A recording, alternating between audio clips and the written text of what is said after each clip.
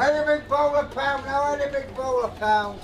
The problem is you don't get much for a pound these days, and households are the ones feeling the pain. It's just everything you look at's gone up. Everything. It's frightening. Very dear, very dear. Everything going up. We have to watch what we spend on that, and plus, if we haven't got any money, we've got to do without. We've had to walk away from buying stock because it's too dear. Any sort of rise in prices is going to affect many people. So I think it's all about how much you're earning, how much you're spending, and how much you're controlling your spending. It was a little easier before, but it's not easier at the moment in time. But Zubin says she's determined to wrangle a good price for her favourite fruit. I think I'm going to haggle a little bit, yes, because I love those mangoes. The prices seen at Leeds Market and across the country have surprised economists and also policymakers. Food inflation remains basically unmoved today at 19%, with the Chancellor admitting costs were getting out of control. There is absolutely no room for complacency in the battle against inflation. Food price inflation is still worryingly high. That's why we've had food producers in, farmers in, supermarkets in to talk about what we can do to reduce the pressure there. A roll call of farmers and food producers have all ambled into Downing Street with questions about whether companies are taking out too much profit. Unions say the higher costs are not getting to the workers. While there have been strikes and higher pay settlements, there is still a substantial gap between how fast pay is going up and the pace of price increases.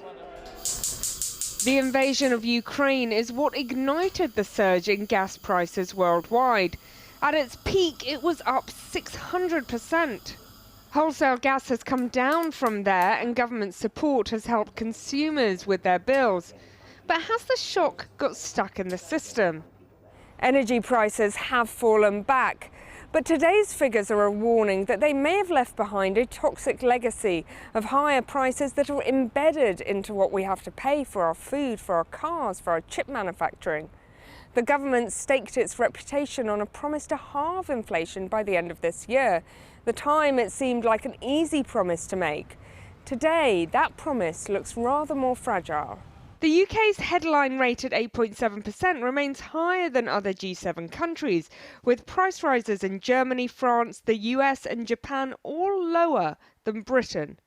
The thing that's different about the UK is that this cost of living crisis comes on the back of decades of high inequality and low growth, and it's the two together that are so bad for lower middle income households in Britain. It's why poorer households in Britain, even before this crisis, were spending 60% of their household budgets on essentials. Has the cost of living crisis gone away now? Well, it is really welcome news that we should be past the peak of inflation, and that should start coming down in the months ahead still. But the really important thing for households, obviously, is that actual prices start to fall rather than the rate of increase. And they're not falling today? No, and they're going to be rising significantly probably for some time to come. And then on top of that, we're obviously wrestling with wider legacies, the legacy of slow growth for the last 15 years, but then also other trends like rising mortgages for those on middle incomes and rising taxes, particularly those on middle and higher incomes.